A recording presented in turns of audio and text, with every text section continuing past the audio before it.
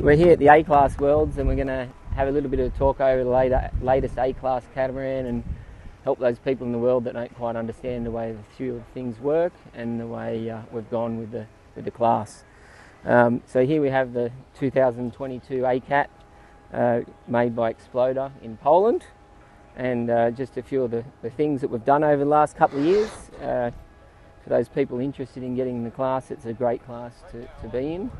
And the boats have become a lot more easier to use, and they've certainly progressed a lot to their full foiling catamaran. The touchdown time these days, we're in the air most of the race, other than a tack and a jibe.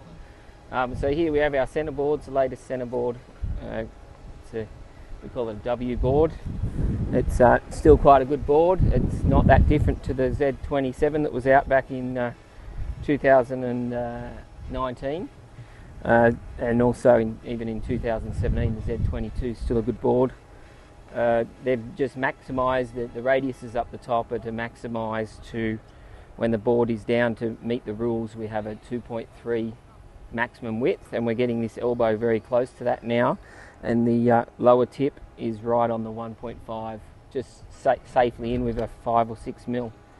So this design is designed that it meets the rules on the way through. We're all running differential on the rudders now. So we've got our rudder system back here, and we take the covers off. It's pretty important that most people, a lot of people don't respect their rudders enough, and taking off the covers right as you go into the water is probably the best option, because if these little guys hit any rocks or sharp objects, it's really bad. The other thing that's quite bad is your hands. Like if you've just put sunscreen on, it does make a difference. Sunscreen and oils on the foils can be really bad. So giving them a clean before you leave the beach is a good idea, and make sure your sunscreen's been on well and your hands are clean before you're touching them. So we have a differential system for the rudders these days. We have adjustable rake here. We've got a piston coming out of the hull. Inside there's a pulley system, and we can do offset of the rudders. We can do minus and plus either way at any time, and that system works here on the black rope. We have this rope here. This, if we go to to this gauge here, this is on my boat is a global, and basically if I pull on, the rudders will be moving. Have you got that in the picture? See the rudders moving up, backwards and forwards. I'm pulling that black rope. Now I'm just going to lock that. I'm going to pull on the red rope, which is our differential. The differential will now make one go up, and then one will go down. So that'll give us, in this rudder here, we'll have a negative, and the lured rudder will then have a positive. We just one pull the other way, and it completely transfers to the opposite in the tack. So it's very simple. One application for a tack, not doing two things to change them. So that's made the boat a lot more stable upwind on the foils, a lot easier to sail, and really just pulls the whole boat under control. In the old days we were running up and down the boats like a maniac, trying to keep it on the foils upwind and not quite as much downwind, but now with the differential you can basically lock yourself in and just move your body backwards and forwards. So that's been probably the last 3 years the biggest thing that's come in. The first person to put differential on the boat was Darren Bundock, of course. Team New Zealand claim it, but Darren did it first. But they were a bit more successful in the design of the system and got it working a bit better, and that paid a lot towards the class, and a lot of development thanks to Glennie and the boys at Team New Zealand for that. Here's basic a rotation system. You've got your green rope, that's your mast rotation. Basically comes to centre. Nothing changed there really over the years. We've just got a shorter spanner in this system, but we've got more purchase underneath the trampoline, so we have a 4-to-1 purchase off that. The guys that have a long arm that come all the way back to here, they only need a 2-to-1 purchase underneath to pull it, but with the short one you need a 4-to-1, otherwise it's just 2. It's not the ratio is too fast for you to pull it. You know, it moves too quick and it's harder to pull, so it's hard to find your setting. Your blue rope here is an over rotation for the light winds. Very rarely used. I think we've used it once this regatta already, but that just locks the mast around for the light weather downwind, or sometimes upwind you're not quite getting the rotation that you require. So that's your blue rope. Your yellow rope here is your centerboard control. Nobody's really running diff on the centerboards. Plenty of people have tried it. I haven't personally, but I know the people that tried it, no one's made big success. So that's just a belt drive system. Nothing's really changed there. You just pull that. I have a gauge here that shows my board rake. So I just pull it there. That's 28 mil and 32, 34 if I pull it to there. So that's quite simple and easy to read, and it's really important. Like I've only got that's only a 10 millimeter gauge. So you know, I'm sailing within 10 millimeters of tolerance, even though I've got 40 millimeters here. It's a very fine gauge. So making that big gauge there makes a big difference in the performance of the boat. And you don't feel like, when you're looking at that, you don't feel like you're in such a fine gauge, but you really are, and you don't, you know, it makes it easy to do. For the global of the rudders, back to them, everyone's running numbers. I have my numbers of degrees here, but I'm really just using colours these days because I find the colours much easier to identify on the water. So, you know, I just use my football teams, or, you know, Australia, if I was running upwind on the green and downwind on the yellow, I'd have the Australia colours in my head. Or if I was running yellow and blue, it'd be my favourite footy team. So I'd be on the blue, maybe downwind, and the yellow upwind. Then I think of my footy team Parramatta and stuff like that. You know, you relate your colours to a team or some sort of flag, and you think of that, and that you don't have to think of two things, and that tells you what you're doing. I'm always on the front one upwind, and whatever, it's always coming back downwind. So that's the way it is. A lot of guys are having two ropes that come on the boat that show the differential. I'm not using that system. Reason being is I just use my global, and my differential stays. That sets my amount of differential. So if I set on the green, the pink, for example, that would be my max differential. And if I went back to the rudders, if we go back to the rudders now, just pull, hang on, sorry, wrong one, go to pink, just come back and look at the rudders now. That gives us a lot of differential. And then if you watch the differential now, as I let, probably more on this rudder, you'll see it on the other side. As I let this gauge off, the differential reduces. So I'm back to green, it's going down. And then as I'm back to the orange, it's getting down. The top rudder hasn't moved.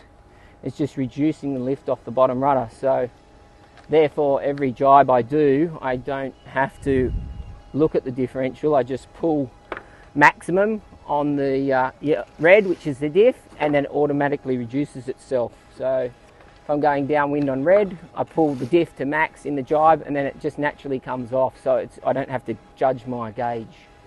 Not many people are sailing like this. Most of them are trying to look at their gauges, and they've got to judge where they get to. But that's the way I'm sailing the boat. I have this across the top for jibing and tacking, that I can grab the differential easier in the jibe rather than waiting till I get on the wire and have to grab it here. I can just pull in the jibe. That's been a good thing. Hopefully the top guys don't get onto that. Yeah, so that's that. The latest hatch covers are just they're just a seal with a shock cord from Exploder, and they're very simple. You just add a bit of sticky back here so you can lift it up, and then just the shock cord, they just sit there. And since we've gone to this system of that seal and just pulling it down with the shock cord, we haven't really get many leaks in the boat. They've been very dry. This one's not leaking at all. That one, it may be coming in through the gudgeon a tiny bit, but the hatches are not leaking anymore with that system. Foot straps, they've always been the same. I don't think we need that one half the time, but the back one, it all depends on how much rudder lift you want to run. If you run a high rudder lift, you'll be standing on the back, and if you're running a low rudder lift, you'll be here. So everyone's doing that a little bit different. The masts haven't changed much. I'm running straight mast, non-tapered. I think most of the top guys, I'm probably the only guy running a non-tapered mast in the fleet. I believe that they're all pretty similar, and I make sails. I've got both masts at home. I use my sails on both masts. Darren Bundock's using my other cut sail that suits the tapered mast here, so our performance is quite similar. So I don't think it's a big thing that you have to have tapered or straight, even though most of the world has gone to tapered. Important if you get an ACAT to wear a helmet. You can get these through Ford and other manufacturers. They make all the helmets and the impact gear. They make the impact vests and all the safety gear to protect you if you have a fall, to try and stop you having an injury. And that's important if you're looking at getting to any foiling class in the world, whether it's ACAT sailing or foil boarding. It's important to protect yourself, because we're learning. We still fall every now and then, and it only takes one little slip, one little fall, and then an injury can put you off for a little bit. So important to have the safety gear. Basically using compass there, a tactic compass. We're not allowed at international events to use the GPS. Hopefully in the future that'll change. I think every foiler is using a GPS speedo for training and their national regattas, but at the world events it's still not legal, and we're having a little difficulty getting that through the keepers, but I'm sure eventually we'll get it through. Rigging, running stainless rigging. A lot of guys are running, the Americans are running rope rigging. That's here nor there in my opinion. That's not really a big performance change. We could have a quick look under the boat. It's not as confusing as it is. Maybe we come over to Mike Christensen's boat over here, who's set up quite similar. He's doing a little bit of work. It'd be a bit easier to film. Had a look under here the other day, and Mike's boat's pretty much as it comes from the factory. So we've got a nice easy zip at the back these days, with a bit of soft cloth that gives it a little bit of tension, and so it's really easy to access the trampoline. We unzip here, so we can really access underneath really quickly now and close. Your main sheet system now underneath is a basic system. It's a 5x2 cascade, which gives us 10-to-1. Mike has a ratchet underneath. It's a 1.5 grip Harken ratchet. He's got Harken big block here, and he's got some ceramic disc ones up the front, which are about to be released soon from Harken. They're quite good blocks. You can see all underneath is just a lot neater than what we used to. I don't know if you can see back here, but that's all your lines coming through at the back. The objective is to keep all your lines clear of the main sheet system. So most things run through the back and the front. It may look confusing to people, but it's certainly a lot more simple than it used to be. But the main thing is the factory sets this all up at Exploder now. It's not needed to be done by the individual people. We all adjust a little bit, but you can grab a standard boat now and go sailing. And the colours on my boat over there, they're all standard factory ropes. So yeah, that's sort of underneath. They've got their little systems for, that's all their gauges and stuff, but it's all set up in the factory these days, and simple to close. One zip on the water. If you had to get in there, if something went wrong, bang, that's it. Very simple. So yeah, that's your basic ACAT these days that we're sailing with, and the boats are going fast. I think guys are hitting over 30 knots quite regularly now in the right conditions. So they're getting faster. They're fun. They're not like that. They're not the bucking Broncos that they used to get the name for now. They're very stable, very fast, and if you're thinking about it, don't hesitate. It's a great to get into it. Thank you.